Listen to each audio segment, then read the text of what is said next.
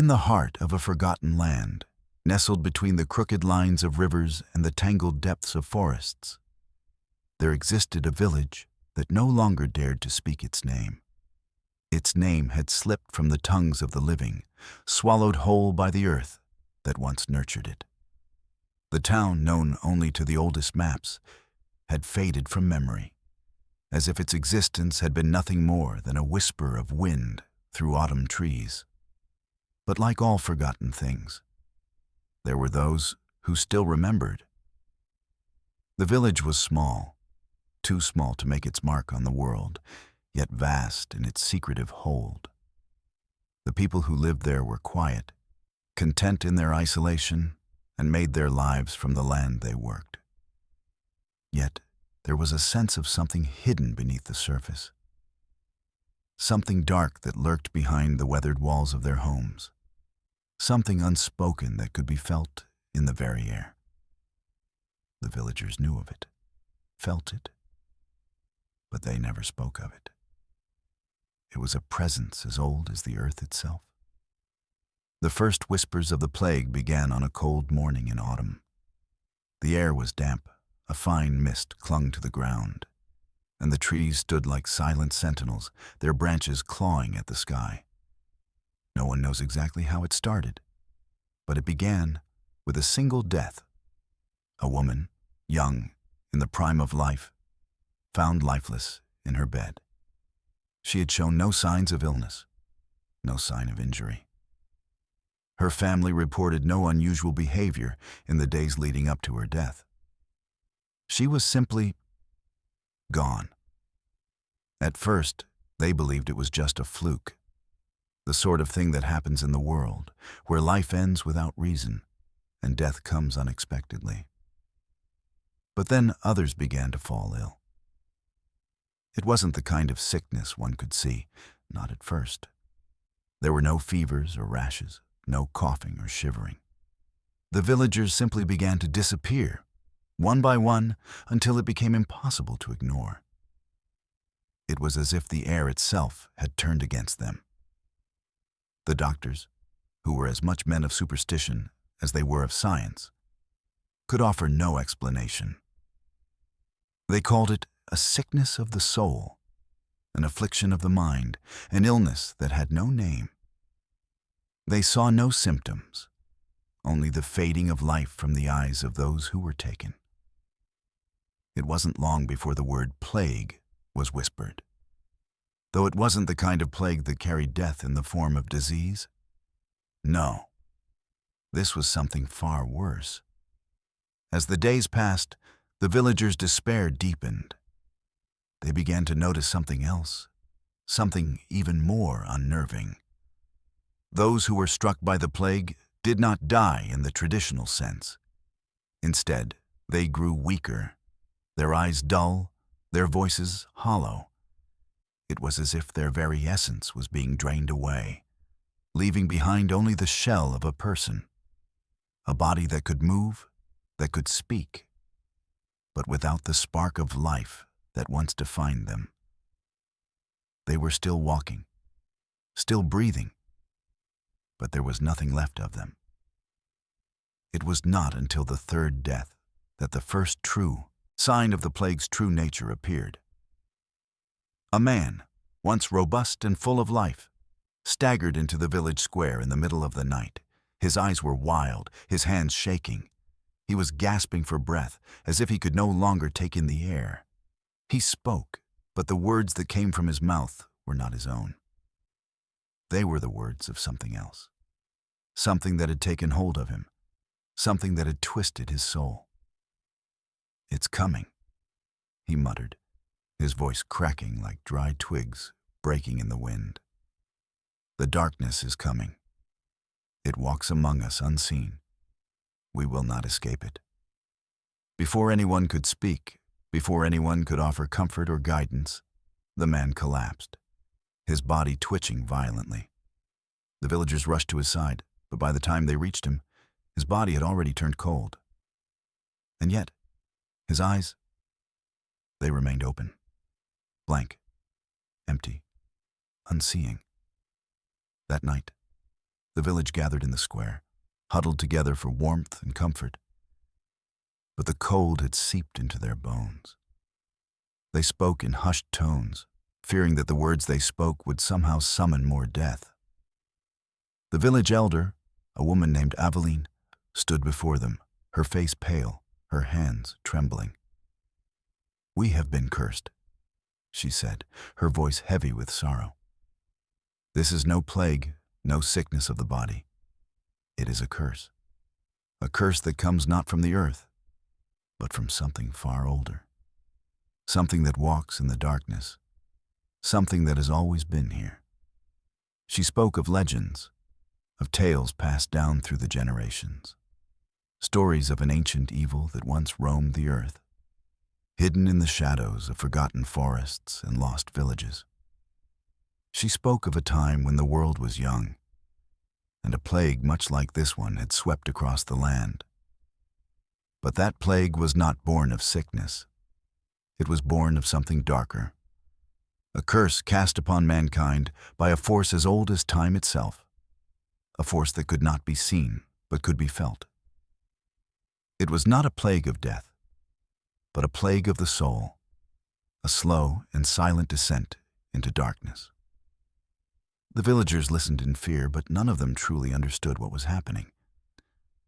Aveline's words were cryptic, haunting, and yet they resonated with a truth that none could deny. There was something in the air, a presence that hung over them like a dark cloud, suffocating and oppressive. They could feel it deep in their bones, but they could not see it. It was like a shadow at the edge of their vision, always there but never quite tangible. As the days passed, the village grew quieter.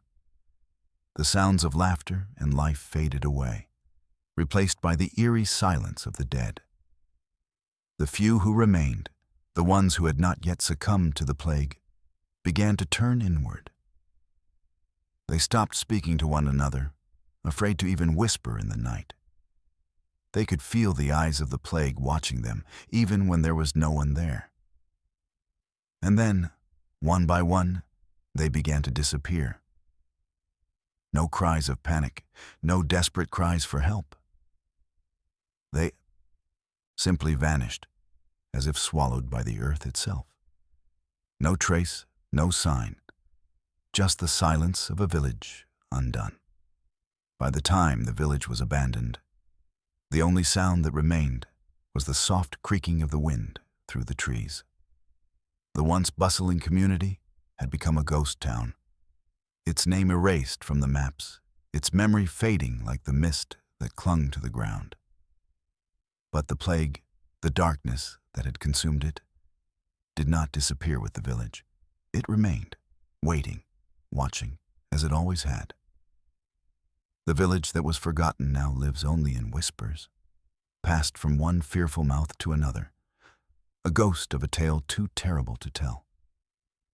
Yet, deep in the shadowed corners of the earth, something waits, something that walks on two legs, something that once called the village home. The mist hung thick in the air that autumn, rolling over the land like the breath of some ancient beast, curling around the bare branches of the trees, suffocating the ground in a gray shroud. It was as if the earth itself had taken a deep breath and held it, waiting for something that could not yet be named.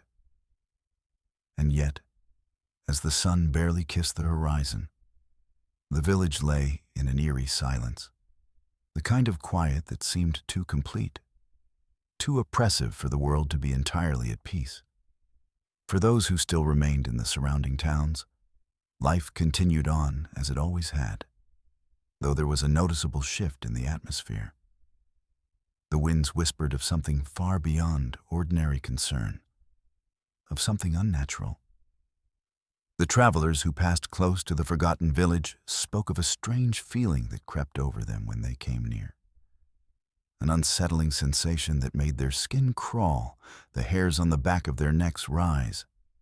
It was as though the very air itself had been tainted, steeped in something that could not be shaken off. It began with a series of unsettling rumors. At first, they seemed no more than idle gossip, the kind of stories shared over a drink by those who had too much time to think. A lone traveler, lost on the road, claimed to have heard voices in the night, coming from the trees that surrounded the abandoned village. The voices, he said, were soft, almost gentle, like whispers carried on the wind. But when he looked, no one was there. Others spoke of an unnatural cold that seemed to linger on the edge of the village, a cold that could not be explained by the season, that did not belong to the earth. It was not the crisp chill of autumn, nor the biting wind of an approaching storm. It was something else entirely. Something wrong. The sensation clung to the skin, settled deep into the bones, gnawing at the mind. Those who ventured too close to the village and returned would shudder at the memory, their eyes clouded with something beyond fear. They would speak in hushed tones, their words low and measured, as though afraid that simply naming what they had seen would bring it back. One night, a man by the name of Garin, a hunter by trade, was passing through the outskirts of the forgotten village when he felt the first true shiver of dread. He had been to the village once, many years ago as a child, when it had been full of life. But now, there was nothing. No lights flickering through the windows, no movement among the trees, only the oppressive quiet. Yet, as Garin walked past the edge of the village, something stirred in the air. A flicker, a shadow, a movement just beyond his reach. Garin paused, his hand on the hilt of his knife, his senses prickling with unease. He had heard the stories, of course, the tales told by the elders around the fire, about a curse that haunted the land, a curse that could not be shaken, no matter how far you ran. But Garin had always dismissed those stories as the ramblings of old men with too many years behind them. Now, standing in the stillness, he was no longer sure. It was then that he heard it. The soft, almost imperceptible sound of footsteps, light as a whisper, coming from the direction of the village. He turned, half expecting to see someone approaching, someone who had perhaps wandered too far and lost their way. But there was no one. The space before him remained as empty as it had been moments before. Still, the sound continued, growing louder as though a figure was walking through the village, drawing closer with each passing second. Garin's heart began to race. He knew he should turn and leave, but something kept him rooted to the spot. A part of him, the foolish part, wanted to see what it was. What walked in the silence of the forgotten village? The sound of the footsteps continued, pacing, steady, measured. Garin swallowed hard and took a step forward, his breath shallow. The next step was different. It was louder, harder. Not a footstep, but the crunching of dry leaves underfoot. A branch snapped somewhere in the distance, and Garin felt a cold gust of wind brush past him. For a moment, he thought he saw something. Just a glimpse, like the shadow of a figure that was too quick to catch. But before he could react, the air turned still once more. The footsteps stopped. It was as if everything around him had gone silent, the world holding its breath. Then, before Garin could make sense of what was happening, he heard it, a low, almost imperceptible murmur that seemed to come from the very air itself. At first, it was so quiet that he thought he had imagined it. But then it grew louder, more distinct. It was a voice, but not a voice like any he had heard before. It was as though it had no mouth to speak from, as though the sound was being forced through the earth itself. And then it stopped. The voice, the footsteps, the air, everything simply ceased to exist, leaving nothing but the eerie silence that had come before. Garin stood frozen in place, his heart pounding in his chest, his breath coming in ragged gasps. His mind screamed at him to run, but his legs refused to move. It was only when the moon finally broke, free of the clouds, and bathed the village in pale light that he saw it. A figure standing at the edge of the village, staring at him from the shadows. The figure was tall, but its features were hidden, cloaked in darkness. It did not move, did not speak. But Garin could feel its presence pressing against him, a weight that made it hard to breathe. And then, without a sound, it turned and walked away, disappearing into the mist that clung to the ground like a living thing. Garin stumbled backward, his legs shaking, his breath coming in quick, desperate gasps. He turned and fled, running as though the very devil was at his heels, the sound of his footfalls echoing through the night, mingling with the whispers of the forgotten village. The next day, he would tell the others what he had seen, but they would only shake their heads, muttering about the foolishness of travelers who ventured too far from the road. They would laugh, as people always did, at the tales of the strange and unnatural. But in the depth of their hearts, they would not be so quick to dismiss it. The whispers had already begun, and there was no turning back. The darkness that had taken root in the forgotten village had begun to spread. The first whispers had begun, carried on the wind, through the trees, and into the minds of those who heard them. The curse was alive again, walking just beyond the edge of their vision. The village had once been a place of peace, nestled between the rolling hills and lush forests, the sounds of children's laughter mingling with the rustling of the leaves. But now, it was a hollow shell, a place where the sunlight never seemed to touch, where the very air felt thick with something unspoken, something dark that lingered like an oppressive fog. The plague had taken root, and the villagers had become mere shadows of what they once were. The first signs of the plague's true nature had been subtle, almost imperceptible. It was not a sickness that showed itself immediately. There were no fevers, no symptoms that could be identified by the doctors who had come in search of a cure. It was as though the illness had no need for the usual markers of disease. Instead, it seeped into the souls of the villagers, twisting their minds, dulling their senses, and slowly draining the life from them. Those affected did not fall ill in the way one would expect. They did not cough or choke on the air. They did not show any outward signs of sickness. Instead, they grew distant. The villagers would look into the eyes of their loved ones and see nothing. Hollow, empty stares, devoid of emotion, of recognition. It was as though their souls had been snatched away, leaving only the fragile shell of their bodies behind. They still ate, still moved, still spoke, but it was not them.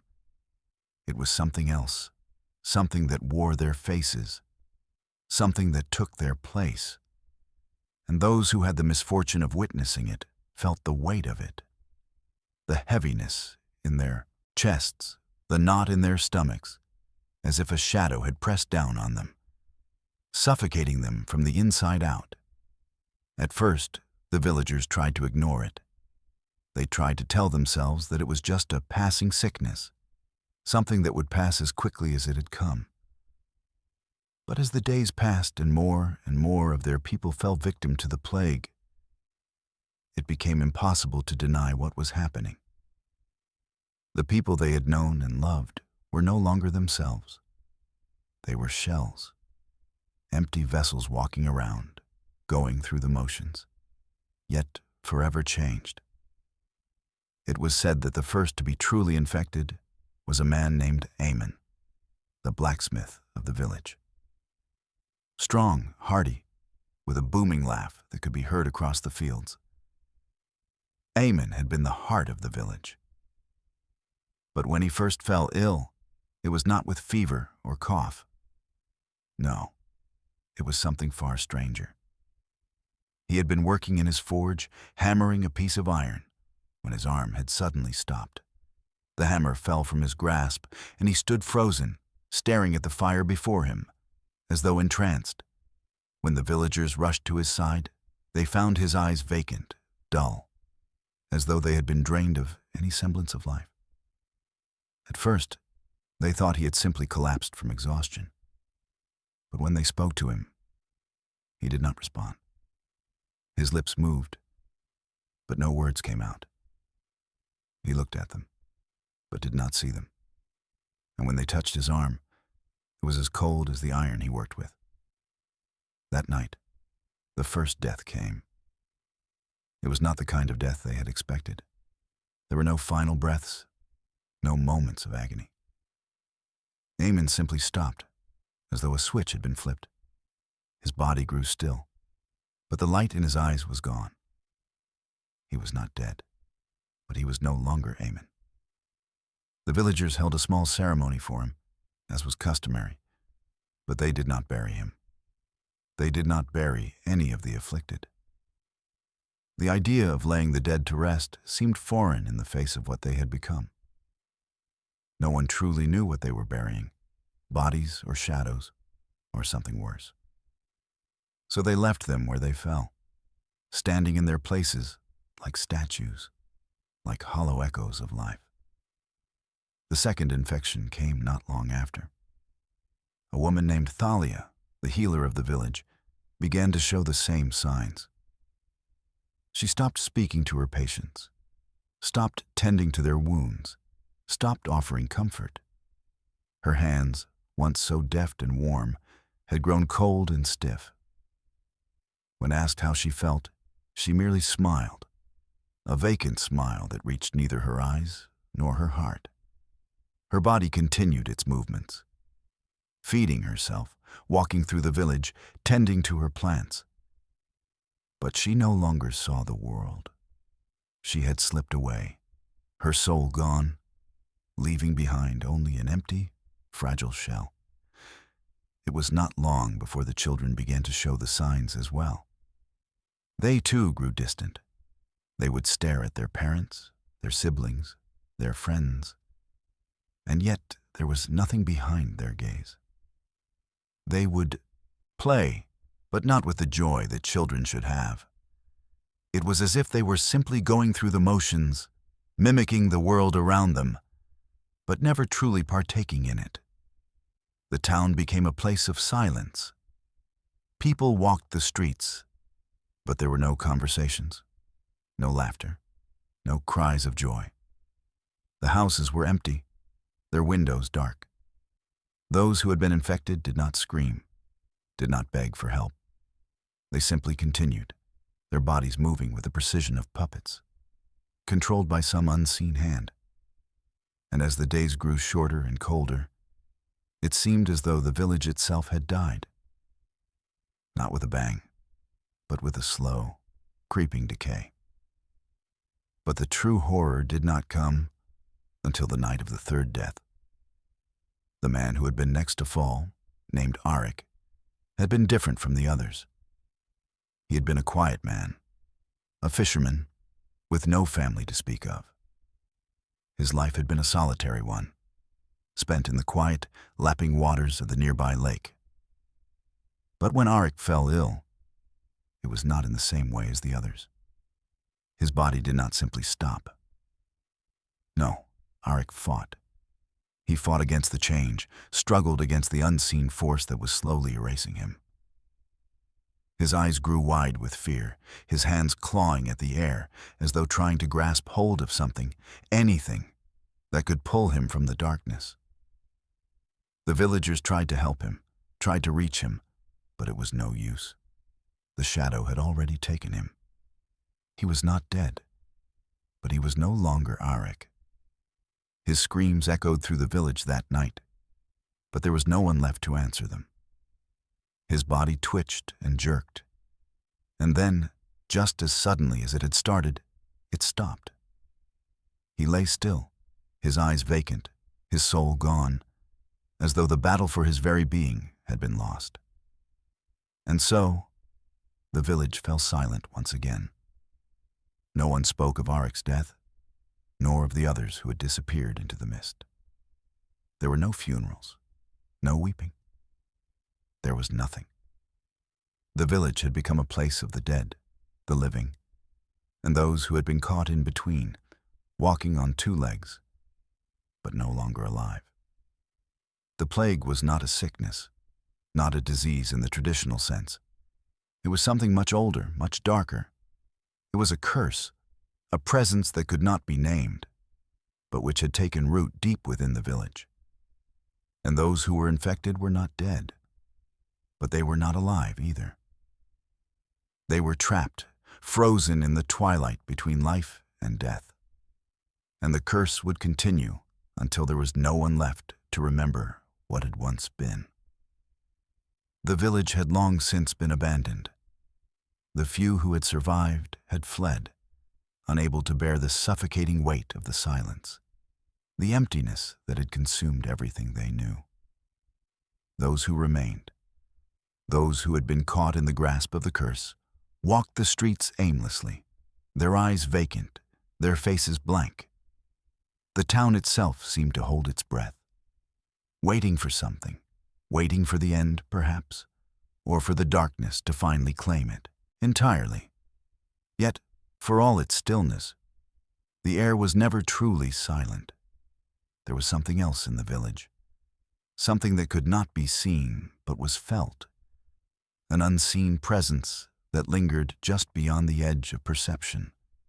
It was not a spirit, not a ghost in the traditional sense, but something far darker, something that defied explanation.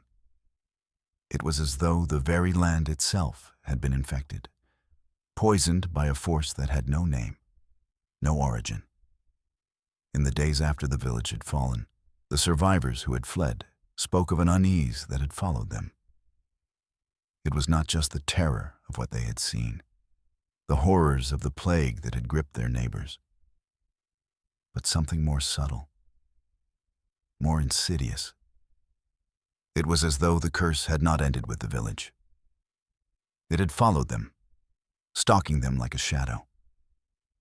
No matter how far they traveled, no matter where they went, they could feel the weight of its presence. The darkness had spread, like ink in water, creeping into their hearts, their thoughts, their very souls.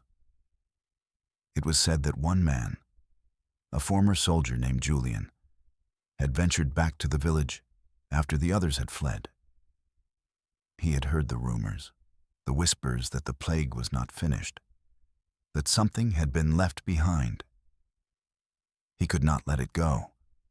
He was a man of action, someone who had fought in battles, someone who had faced death without flinching. And so, when the others had gone, Julian returned to the village, determined to uncover the truth. At first, he had found nothing. The village was as silent as the grave, the streets empty, the houses dark.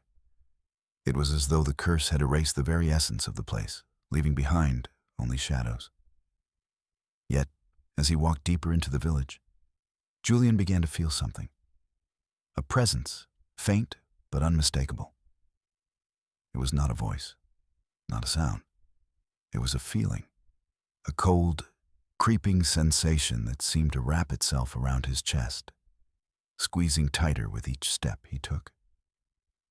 The air grew heavier, the silence more oppressive. The wind, which had once carried the scent of the earth and the trees, now smelled of decay, of something rotten. The hairs on the back of Julian's neck stood on end, and he felt as though he were being watched. He tried to shake the feeling off, tried to tell himself that it was nothing, that it was just his imagination. But the feeling only grew stronger, more insistent, until it became unbearable. Then, in the distance, he saw it. At first, it was just a flicker, a shadow moving at the edge of his vision. But when he turned to look, there was nothing. The village was still. The streets were empty. The silence returned. And yet, Julian knew, deep in his gut, that he was not alone. He continued walking, his steps slow and cautious. The village stretched out before him, empty and dead. But in the corners of his mind, something nagged at him. He was not just walking through an abandoned town. He was walking through a place that had been changed, transformed, by something darker than death itself. The ground beneath his feet felt different, as though it had been soaked with the weight of something terrible, something ancient. It was then that he saw the figure. It stood at the far end of the street, cloaked in shadows. It was tall, its form indistinct, like a wraith or a specter. For a moment, Julian froze, unable to move, unable to look away. The figure did not move, did not speak. It simply stood there, watching him with eyes that were not eyes at all, but empty voids, hollow and endless. Julian's heart raced. He tried to speak, to call out, but the words caught in his throat. He could not breathe, could not move, as though something was holding him in place, freezing him where he stood. The figure's presence was overwhelming, suffocating. It was as though it was not just standing there, but reaching into his very soul, pulling at the threads of his mind. And then, as suddenly as it had appeared, the figure was gone, vanished into the shadows, as though it had never been there at all. Julian blinked, his mind reeling. He had not imagined it. He had not imagined the weight, the cold, the terrible emptiness that had filled the air when the figure stood before him. He knew what he had seen, and it was not human. It was not of this world. He stumbled backward, his breath coming in ragged gasps, his mind spinning. He turned and fled, running as fast as he could, his feet pounding against the cobblestones, his heart beating wildly in his chest. He did not stop until he was far from the village, until the weight of the darkness had lifted and he could breathe again. But even then, he could still feel it, lurking at the edge of his thoughts, always watching, always waiting. Julian did not speak of what he had seen. When he returned to the town, he said only that the village was empty, that there was nothing left to find. But the truth was far darker than anyone could imagine. The village had not been abandoned. It had been claimed. The unseen hand had taken hold, and it was still there, in the shadows, waiting for the next to come. And so the village became a place of myth, a place that people spoke of in hushed tones, as if speaking its name would summon the darkness that had taken root there. It was a place that no one dared to visit, for fear of what they might find. And yet, even in the distant towns, the whispers continued. The village was not truly gone. It had simply disappeared into the dark, into the grip of the unseen hand. But there were those who still sought it out, those who sought to understand, to uncover the truth. And as long as the whispers remained, the village and the darkness it had birthed would never be forgotten. The days that followed the destruction of the village were strange ones, filled with heavy silence and quiet desperation. It had not been just the village that had died. It was the very heart of the land, the very essence of life, that had been suffocated by the plague. The survivors, the few who had managed to escape, found themselves not free but haunted. They fled in every direction, leaving behind their homes, their memories, and the remnants of a place that no longer resembled the vibrant community it once was. And yet, no matter how far they ran, no matter how many roads they traveled, The shadows of the village followed them. They could feel the cold, the lingering presence of the curse that had gripped their land, pressing against their backs, even in the light of distant towns. Among those who survived, there was one who could not escape the terror of what had happened. Her name was Elira, a woman of quiet strength, once the caretaker of the village's library and keeper of its stories. She had been one of the first to see the changes in the village, the oddities that made the air feel heavy, as though something ancient and terrible had begun to stir. But it was not until the death of her brother, Avon, that she truly understood the nature of the plague. Avon had been among the last to be taken. His death had not come quickly. It had been slow, agonizing. He had been a man who had always been full of life, quick to laugh, quick to share a story. But as the curse took him, his vitality faded. His body remained, but his soul, his spark of life, seemed to dissipate, leaving only a shell. His eyes, once bright with curiosity, dulled to the color of ash. His hands trembled as though they were being pulled by invisible strings. In his final days, Avon had been unable to speak, unable to recognize Elira. He had walked the village streets, aimlessly like the others, staring into the distance with an expression that was nothing like the man she had known. It was not until the very end, when she found him lying motionless by the lake where he had once fished with their father, that she realized the truth. Avon had not died in the usual way. He had become something else, something hollow. It was then that Elira made the decision to leave. She gathered what little she could carry, stuffed it into a cloth bag, and set off into the wilderness, her heart heavy with grief and dread. She knew that she could not escape the plague. No one could. But she would not remain where the darkness had been born. She would not wait to become like them, a shadow, a vessel without a soul. But even as she walked away from the village, she could feel the weight of it behind her, following her with every step. She had seen the others, those who had escaped the plague, wandering in the wilderness, their faces as empty as those who had been taken. There was no peace to be found, no safe place. The survivors were not spared. They were marked. And though they had fled, the shadows of the village had clung to them, embedding themselves deep into their hearts.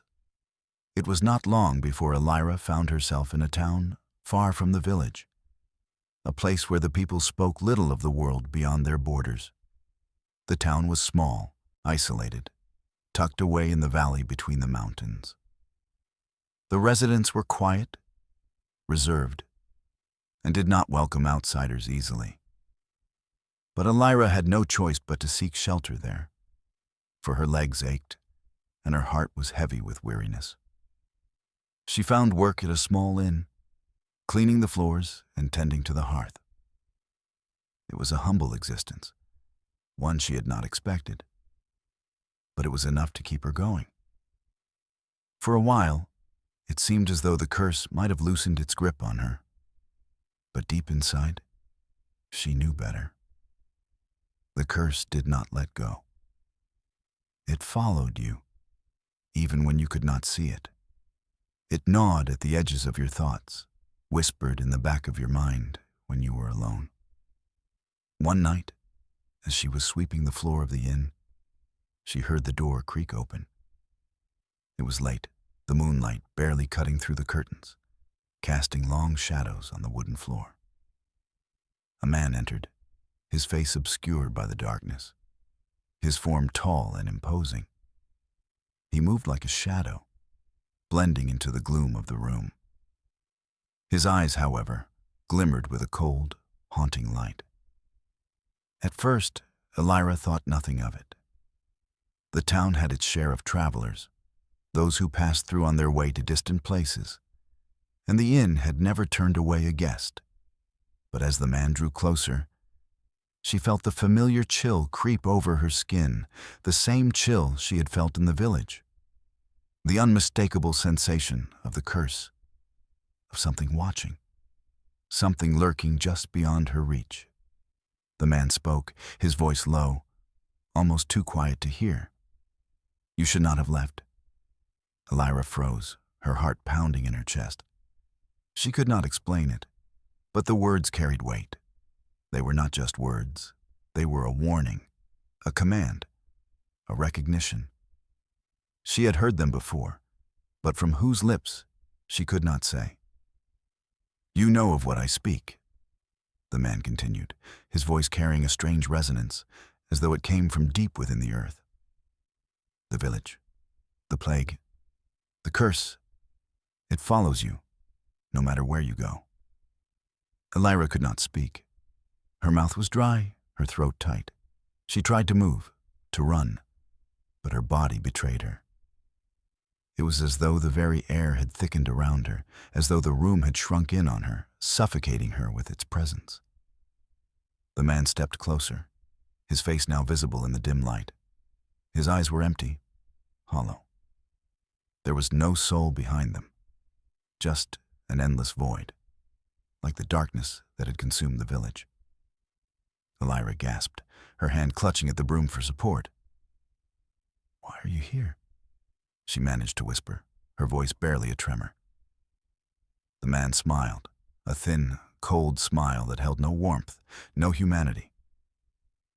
"To remind you," he said, his voice dripping with malice. "You cannot escape what is in you. It will follow you always. There is no place that is safe. The curse is in your blood. It will not rest until it has claimed everything." And with that, he turned, his figure fading into the shadows, disappearing into the night as though he had never been there at all. Elira stood frozen, her mind racing, her thoughts swirling like the storm that had once raged through the village. The darkness had come for her, and it would not be denied. In the days that followed, Elira could not shake the feeling that the man had not been a mere traveler. He had been something more, something ancient, something that had followed her from the village. She could feel it in her bones. The curse was not finished with her. The shadows of the village had not been left behind. They had come with her, and they were watching, waiting for the moment when they would finally claim what they had been denied. Elira could not run any longer. The curse had taken root in her, and there was no place that could shelter her from its grasp. The days had turned to weeks, and the weeks to months. But Elira could not shake the feeling that the curse, the plague, had not merely followed her from the village. It had settled into her very bones, creeping into her dreams, seeping into her waking thoughts, gnawing at the edges of her sanity. The man in the inn, the one who had come to remind her that no escape was possible, had left his mark upon her. His words echoed in her mind, as persistent as the chill of winter's touch. "You cannot escape what is in you." And she knew now that he had been right. The darkness that had claimed the village had not stayed behind. It had spread, and it had taken root deep within her. She felt it, crawling beneath her skin, threading its way into her every thought, every whisper of her soul. The village, the plague, the cursed existence. None of it was finished. It was only beginning, and she too was part of it now. For months, Elira had lived in the small town, the place she had hoped would offer refuge, though she could never fully rid herself of the feeling that the plague was still there, lurking in the corners of her mind. The shadows from the village seemed to cling to the very edges of the town, hanging over the people with a heaviness that no one could see, but everyone could feel. The townsfolk went about their lives, unaware of the looming darkness that had taken root just beyond their borders. But Elira could feel it closing in, creeping closer with each passing day, each passing breath. The peace she had so desperately sought was slipping away, replaced by an increasing sense of dread. The curse was no longer an abstract thing. It was something she could taste on the air, something that dragged at her heart, urging her to turn around, to face the terrible truth that was waiting just out of reach. One evening, as the sun began to dip beneath the horizon, casting long shadows over the town, Elira found herself standing outside the inn. The air was thick with fog, rolling in from the mountains, swallowing the streets in an eerie silence. The moon was hidden behind a veil of clouds, and the wind carried with it a strange chill that made her skin crawl. She had been drawn out of the warmth of the inn, as though something were calling to her, urging her to venture out into the night. She walked slowly, her feet carrying her through the darkened streets. The world around her seemed distorted, the shadows stretching longer than they should, as though they were alive, reaching for her. She could not tell if it was the fog, or if it was the curse itself, this unseen hand that was manipulating the world around her. Every step she took felt heavier, as if the very ground was resisting her movement, unwilling to let her go. It wasn't long before she found herself standing at the edge of the town, where the forest began to creep in. The trees were tall, their branches bare, reaching up to the sky like skeletal fingers. The fog had thickened here, swirling around the trunks of the trees like smoke from a dying fire. Elira could feel the weight of the place pressing against her, the silence thick and suffocating. She hesitated for only a moment, then stepped forward into the woods. It was here, in the cold, suffocating embrace of the forest, that the plague began its true return. At first, it was a whisper, a voice that seemed to come from the trees themselves, low and hissing, almost unintelligible. Elira paused, straining to hear. She could make out no words, only the sound of something moving through the dark, something that was not the wind. It came closer, as if it were circling her, watching her. And then, there it was, a figure standing just beyond the trees, its outline barely visible in the thick fog. Elira's heart stopped. The figure was tall, its form indistinct, cloaked in shadow. It was not the man from the inn, but something else. Something worse. Its eyes glowed faintly, like twin embers in the dark. And though its face was obscured, Elira could feel its gaze upon her. She opened her mouth to speak, but no words came out. The air was thick, heavy, and suffocating. Her chest tightened, and she stumbled backward, unable to break free of the figure's gaze. "You cannot escape," the voice whispered again, though it came from no one, from everywhere. "It has returned. It is in the land, in the soil, in your blood." The words sent a shiver through her body, but she could not look away. She wanted to scream, to run, but her feet were frozen to the earth, bound by the unseen force that had taken hold of her. The figure stepped forward, its movements slow, deliberate, as though it had all the time in the world. And then, the figure spoke once more, this time with a voice that was not human, a voice that echoed from the depths of the earth itself. "The plague has not finished with you. It never left. It has only slept, waiting for the right moment to wake. And now it rises again." Elira's heart pounded in her chest, her breath coming in sharp, panicked gasps. She could feel the ground beneath her feet tremble, the earth shifting as though something deep beneath it was stirring, awakening from a long, dark slumber. The trees around her began to sway, their branches creaking as if the very forest itself was alive, reacting to the presence of the figure. The fog thickened, swirling around her, making it harder to see, harder to breathe. The figure's eyes burned brighter, and for a moment, Elira could have sworn she saw something moving within them. Something writhing. Something ancient and terrible.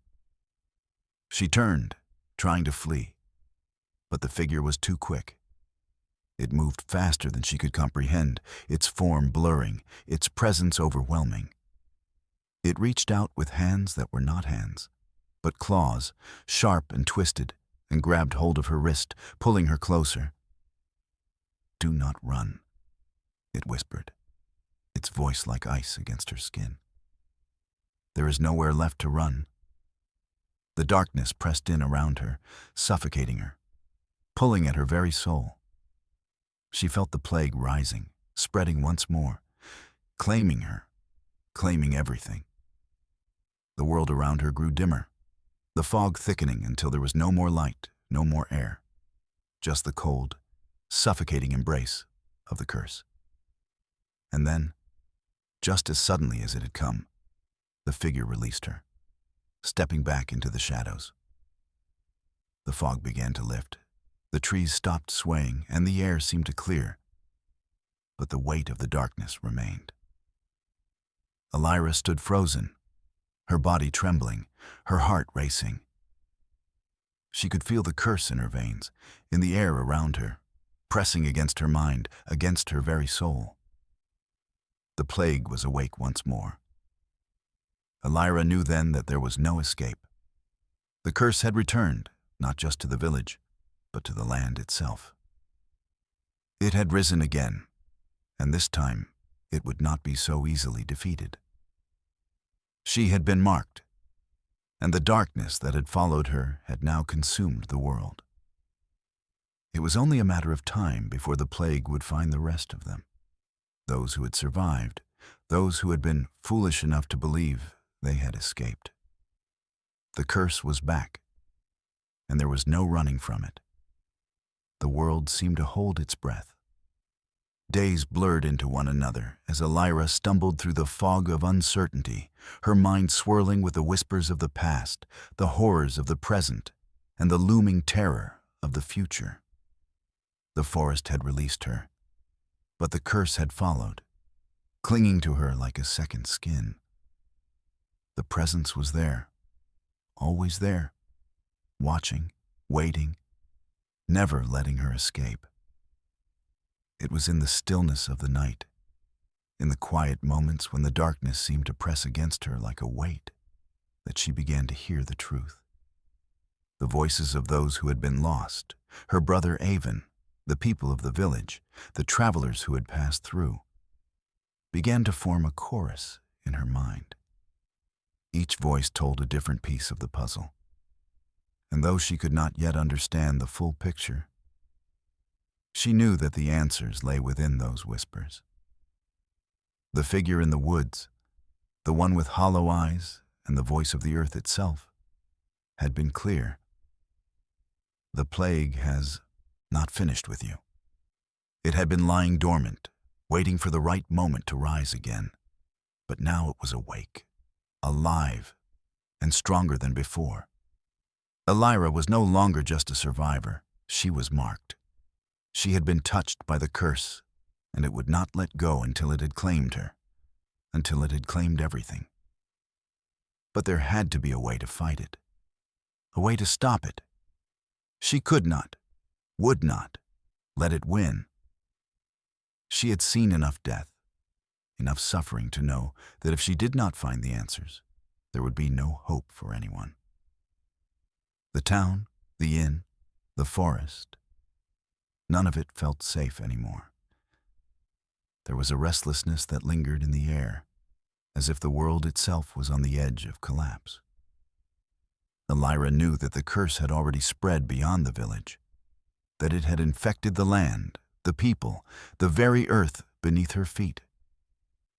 But there had to be something that could explain the origins of this evil, something that could guide her toward a solution, a way to stop the plague from consuming everything. It was in the deepest part of the night, when she could no longer bear the silence of her own thoughts, that Elira decided to search for answers. She would not wait for the darkness to consume her, or for the plague to claim her like it had claimed so many others. She would find the truth. She had to. There was a place in the town, hidden away at the edge of the market, where the elders gathered. It was a small, nondescript building, its walls covered with thick ivy, its windows darkened by years of neglect. Few people went there, and even fewer spoke of it. The rumors that surrounded the place were as thick and heavy as the fog, and no one knew exactly what went on behind those walls. Elira had heard whispers in her time in the town, rumors of ancient texts, old scrolls, and forgotten knowledge hidden away in the building. It was said that the elders, those who had lived in the town for generations, held the secrets of the land, secrets that went back long before the village, before the plague, before even the first breath of history itself. With nothing but the weight of her uncertainty and the nagging fear of what might happen if she waited any longer, Elira ventured into the heart of the night, her steps silent on the cobbled streets. The fog had thickened once again, swallowing the world in its cold embrace. But she pressed on. The chills seemed to seep through her bones, but she had no choice. She had to know. She had to find out what had brought this curse to life, what had caused it to rise again, and, most importantly, how it could be stopped. The building loomed ahead, its silhouette barely visible through the mist. She had passed it many times before, but tonight it felt different. The air felt heavier, and the darkness seemed to shift in unnatural ways. As she approached the door, she hesitated. There was a feeling of wrongness in the air, a sense that she was about to cross a line that could not be undone. But she could not turn back. With a deep breath, Elira pushed open the door. Inside, the air was thick with dust, the smell of old parchment, and something else.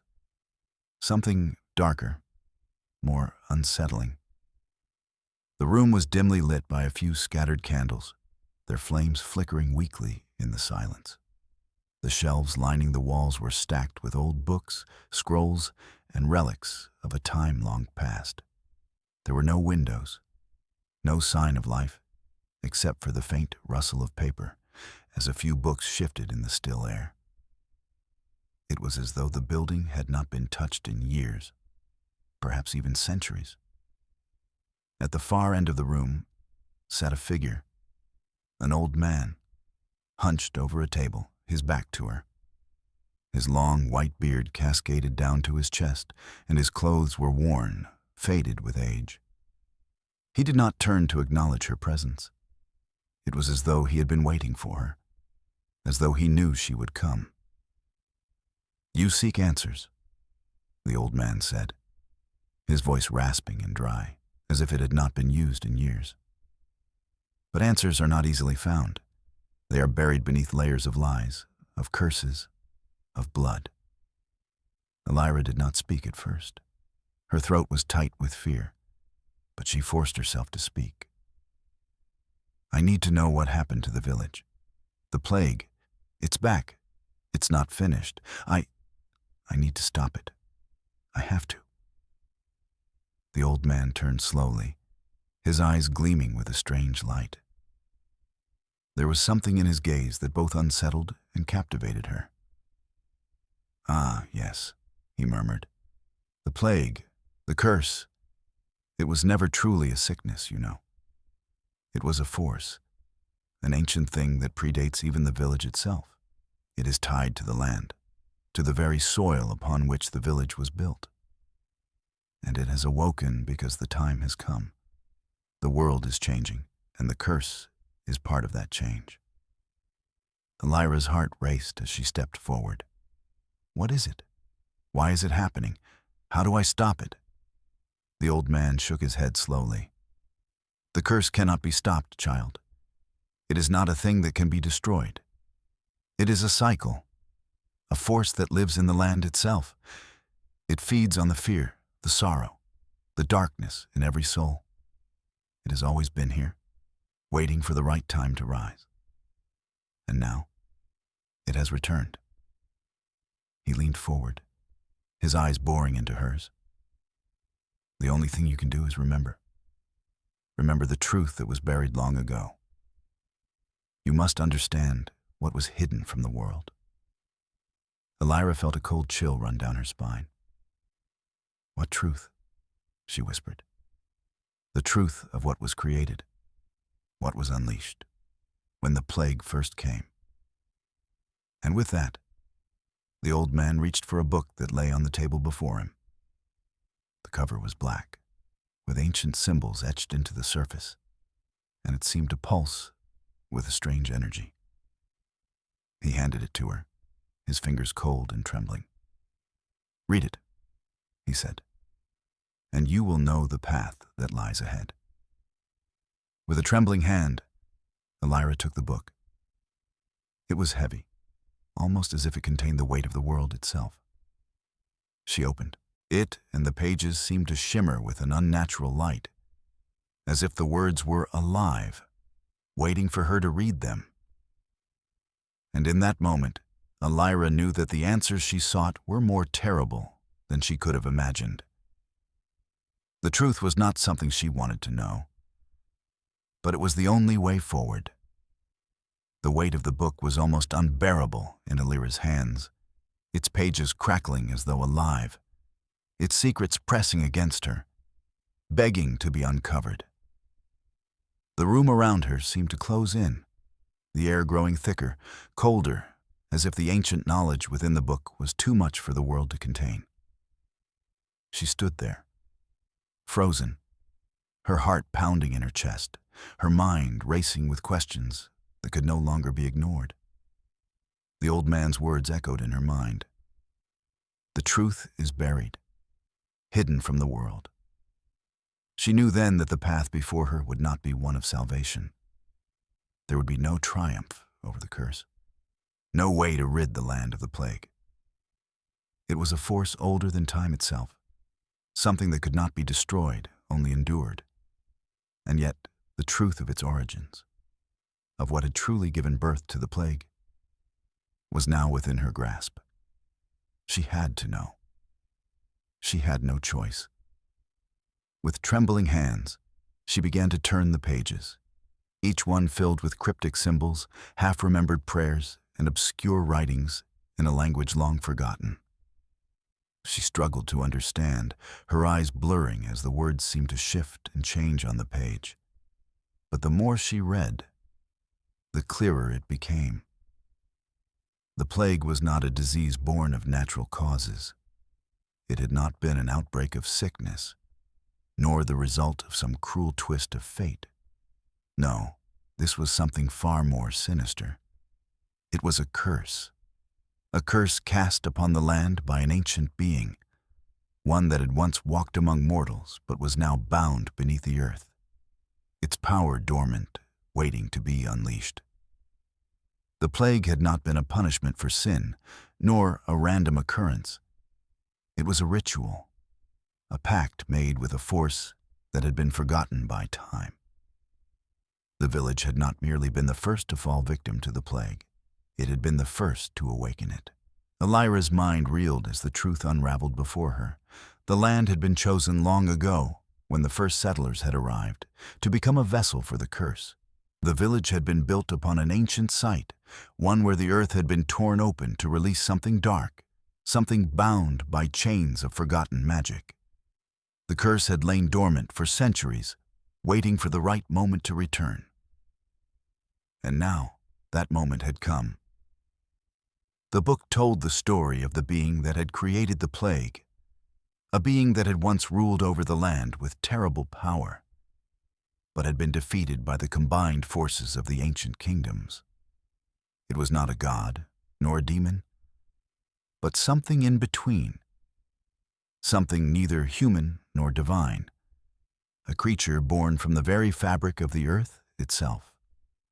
It had been cast into the deepest pit, bound by ancient spells and rituals, but its power had never truly dissipated.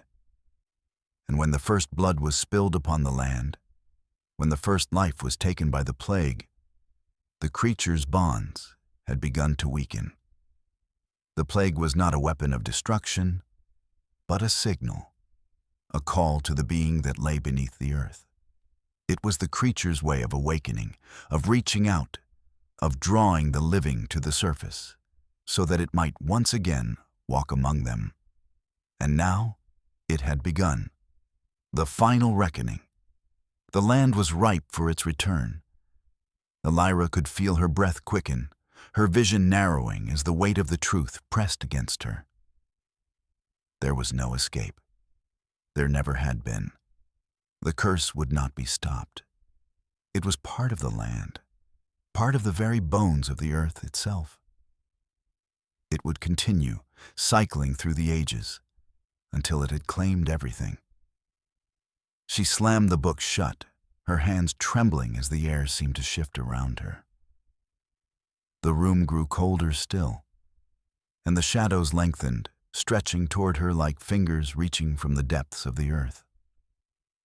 The figure of the old man seemed to blur, his form indistinct, his eyes gleaming with an otherworldly light. "You understand now," he said, his voice a whisper that echoed in the silence.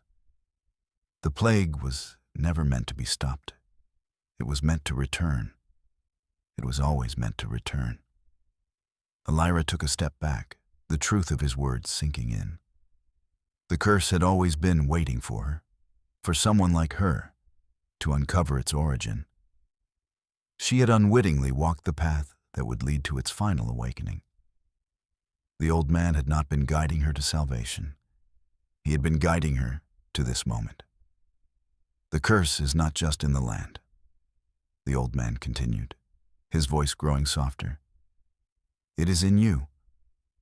You have been marked.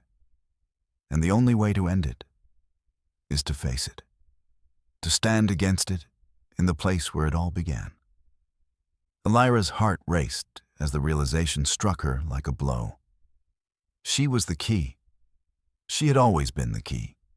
The curse had followed her, had been drawn to her, because she carried its mark.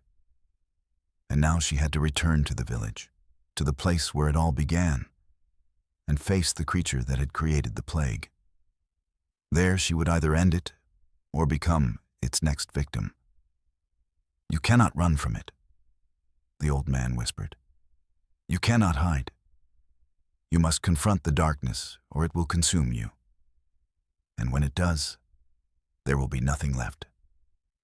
Elira's mind spun, her body trembling as the weight of his words settled upon her. She could not stop it. No one could. The plague would continue, its cycle unbroken, until it had claimed everything in its path. And she was no different from those who had fallen before her. She was marked, bound to the curse by a force older than time itself. The room seemed to close in on her, the shadows thickening, the air growing colder. She turned toward the door, but the old man's voice stopped her. "It is not just the village that is at risk," he said, his voice cold and final. "It is the world. The curse is spreading, and soon there will be no place that is safe. The time has come for the final reckoning, and you must decide if you will face it or be consumed by it." Elira nodded, though the words felt hollow. She had no choice. The path ahead was clear. She would return to the village, to the heart of the curse, and she would either find a way to stop it or die trying. As she left the building, the fog enveloped her once more, the chilling grip of the curse wrapping around her heart. There was no turning back. The final reckoning had come, and she was the only one who could face it. The journey back to the village was not an easy one. Each step felt like a journey into the past, a past she had tried to forget, but which had now returned to claim her. The land was silent, but the silence was heavy with anticipation, as if the earth itself was waiting for something, waiting for her. And when she reached the outskirts of the village, she knew that it had already begun.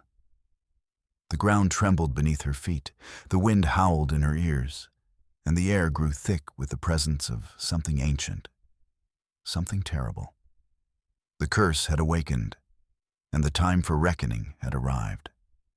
The night was darker than it had ever been before, as though the very sky had been swallowed by the darkness that had overtaken the land. Elira stood at the edge of the village, her feet sinking into the cold earth, her breath visible in the crisp air. The village, though long abandoned, felt alive with the weight of the curse that had taken root in its very bones. The wind, though still, seemed to hold its breath, as if the land itself was waiting for the inevitable. The plague had come again. Elira could feel it, the presence that pressed against her mind, whispering at the edges of her thoughts. It was no longer a distant feeling, a vague dread. It was palpable, suffocating, an overwhelming force that seemed to rise from the very ground beneath her. She was not alone. The plague had returned, and now, as she stood on the threshold of this forsaken place, she knew that it was time to face what had been buried in the earth for centuries. But she was not here to defeat it. She was here to face the creature that had caused it all, the master of the plague, the one who had given birth to the curse, the one who had been bound by ancient magic and forgotten by time, the one who had awakened when the cycle began anew. Elira's mind raced as she recalled the stories that had been passed down through the generations. Stories whispered in the shadows of the village. Stories of an ancient evil that had once ruled the land, but had been defeated long ago. It had been cast beneath the earth, bound by the combined efforts of the ancient kingdoms, its power sealed away. But the land had not forgotten.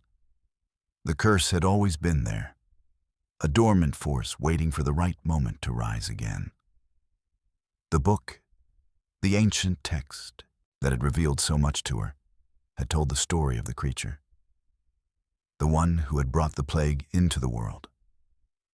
It was not a god, nor a demon.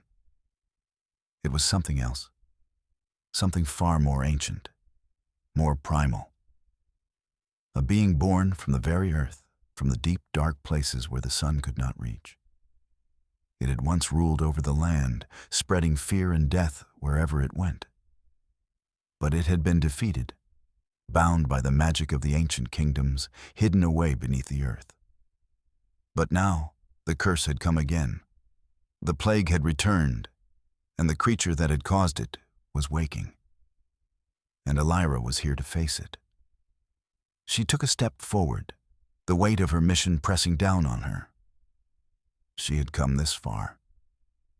There was no turning back now. The village was still, eerily so. The houses, long abandoned, stood in ruins, their windows shattered, their doors hanging off their hinges. The streets were empty, save for the occasional broken piece of wood or stone that had been scattered in the wind. But Elira could feel the eyes upon her. The curse was watching, waiting for her to come to it. She could feel its presence at the edges of her perception, like the heavy air before a storm, thick with anticipation. She moved deeper into the village, her footsteps echoing in the stillness. The wind began to stir, but it was not the usual breeze of the night. This was different. It was colder, sharper, carrying with it the smell of decay, of something old, something long forgotten. Elira's heart pounded in her chest as she walked, her eyes scanning the empty streets, looking for any sign of movement, any hint of what lay ahead. And then she saw it. At the far end of the village, in the center of the square, stood a figure, tall and imposing, its outline shrouded in shadow. Illyra's breath caught in her throat. The figure did not move, did not speak. But there was something in its presence, something that sent a chill through her spine. It was not human. She could feel it. The figure was cloaked in darkness, its form obscured by a cloak of shadow that seemed to shift and writhe like living smoke. Its eyes glowed faintly in the darkness, two burning embers of malevolence that seemed to pierce through the night, through her very soul. Illyra took a step forward, her legs trembling beneath her. The creature had not moved, but she could feel the power radiating from it, the ancient force that had caused the plague, that had created the curse. And then the voice came. It was not a voice of sound, but a voice that reverberated in her mind, a whisper that seemed to come from everywhere, from the earth itself. "You have come," the voice said, its tone cold, ancient, and unyielding. "You have come to face me, but you will not succeed. You cannot stop what has been set in motion. The curse is mine. It always has been." Illyra's heart raced, but she did not falter. She had come too far to turn back now. "I will stop it," she said, her voice steady despite the terror that clawed at her chest.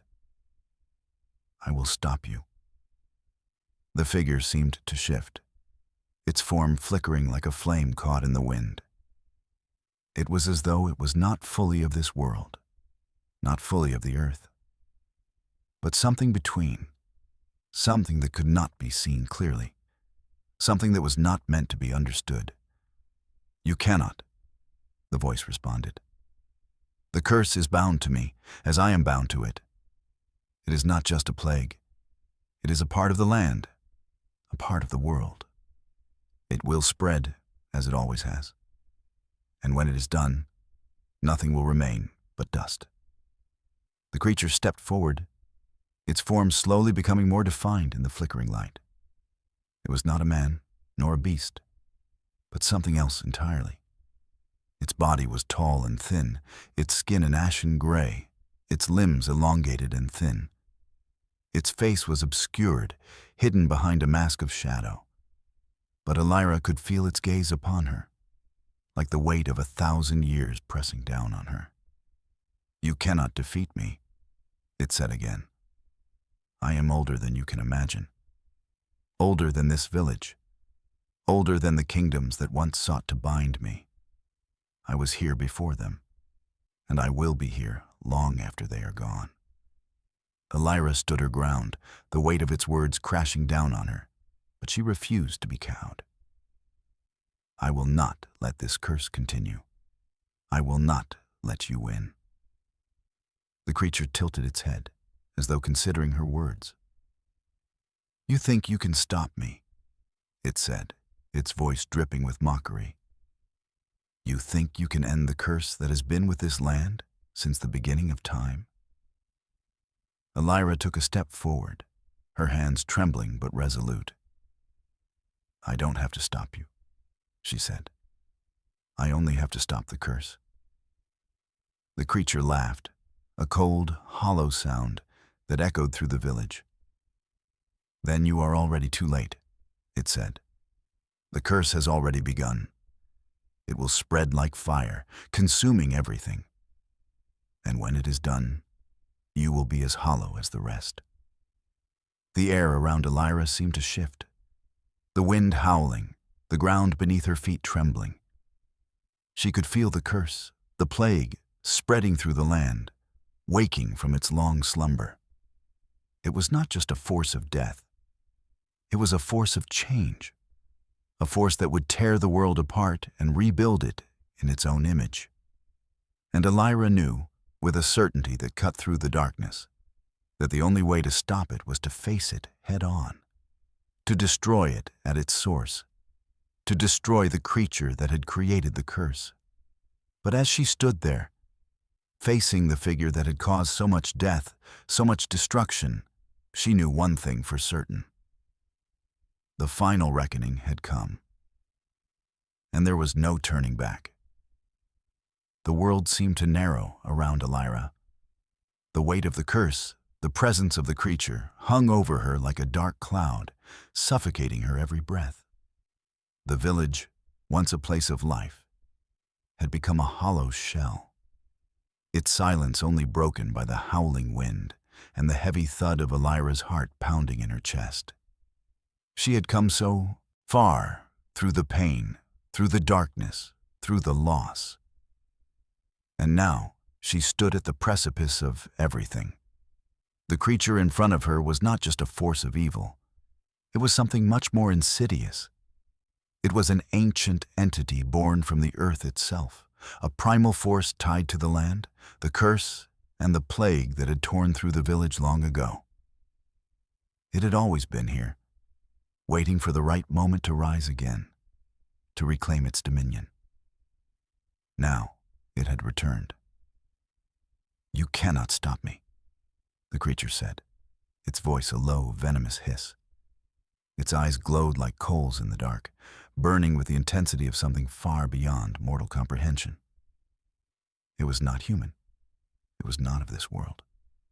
It was a remnant of something that had long been forgotten, an ancient evil that had been buried beneath the earth, waiting for the day it would rise.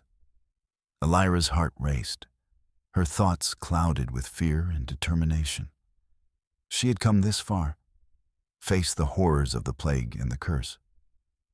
But now, facing the creature that had created it all, she was uncertain.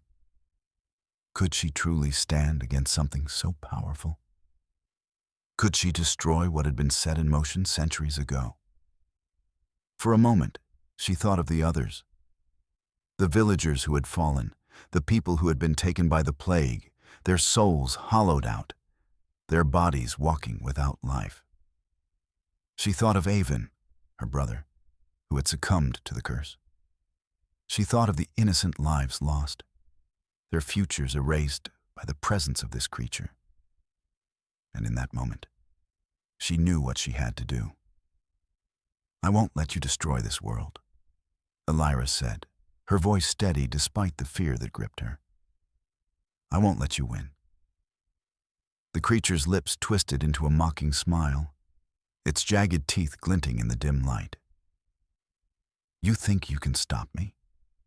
You think you can stop what has already begun?" it said, its voice dripping with disdain. "You are nothing but a mortal, a fleeting spark in the eternal darkness of this world. The curse will consume everything. The land will burn, and all that will remain is me." Elira gripped the book tightly in her hands. She had learned from its pages, from the ancient text that had revealed the truth of the curse. She understood now that the plague was not just a disease, but a manifestation of the creature's power. It was a cycle, a force that fed on fear, on despair, and on death. It was a force that could not be defeated by mere strength or willpower.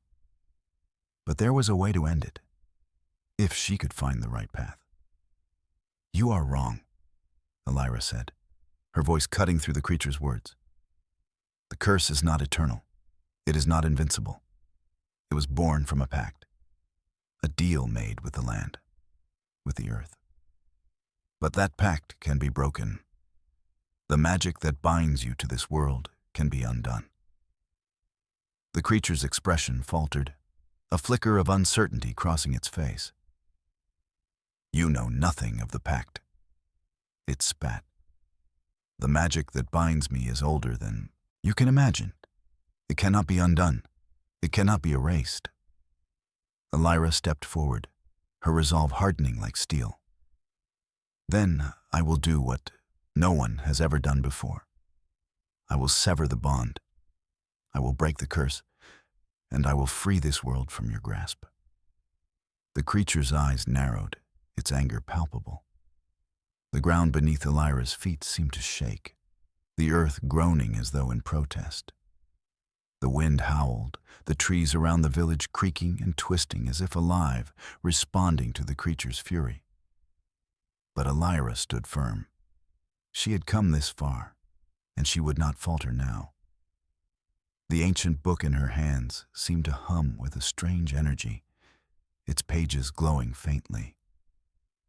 Elira opened it once more, her fingers trembling as she traced the symbols on the page, the words that had revealed the truth of the creature and its curse. She had learned enough to understand that the curse could be undone. Not by force, but by understanding the magic that bound it.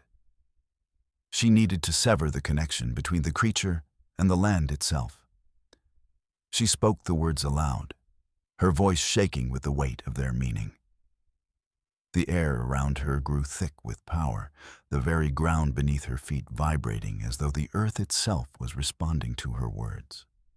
The creature roared, its form flickering with dark energy, but Elira did not waver. She spoke louder, more forcefully, calling on the magic of the land, using the ancient words to sever the bond between the curse and the earth. The creature howled in fury, its form writhing as if in pain. But Elira did not stop. She pressed on, pouring every ounce of her strength into the words, into the ritual. She could feel the power of the curse fighting back, trying to keep its hold on the land. But she was not afraid. She would not be consumed by it. The wind began to howl, louder and louder, until it was deafening. The ground beneath her feet cracked open, and the very sky seemed to shudder with the force of the creature's rage. But Elira stood strong, her voice rising above the chaos, pushing through the storm of darkness that threatened to swallow her. And then, with a final, resounding cry, the creature's form shattered, its dark power collapsing in on itself. The earth groaned one last time, the land trembling with the force of the magic that had been released. And then, everything went silent. For a long moment, Elira stood alone in the middle of the village, the air still and heavy, the weight of the curse gone. The fog that had clung to the land began to dissipate, the darkness lifting as the first rays of sunlight broke through the clouds. The village, though still in ruins, felt different. The oppressive weight of the curse was gone. The land was free. Elira collapsed to her knees, the exhaustion of the battle finally catching up with her. Her body ached, her mind whirled with the enormity of what had just transpired. She had done it. The plague was gone. The curse was broken. The creature was defeated. But as she sat there, looking out at the village, at the land that had been ravaged by the curse, Elira knew that this was not the end. The world had been changed, irrevocably. The land was free, but there would always be the memory of what had been, the knowledge that the darkness could rise again. And she would always carry the weight of the curse within her, a reminder of the battles she had fought, the choices she had made. But there was hope. The cycle had been broken. The plague had ended, and for the first time in a long while, the world seemed to breathe. And perhaps, in the end, that was all that mattered. With the final reckoning complete, Elira knew that her journey was not over. The world had been forever changed, and though the darkness had been driven back, the story of the plague would live on, as all stories do. But for now, at least, the land could heal. And for Elira, that was enough.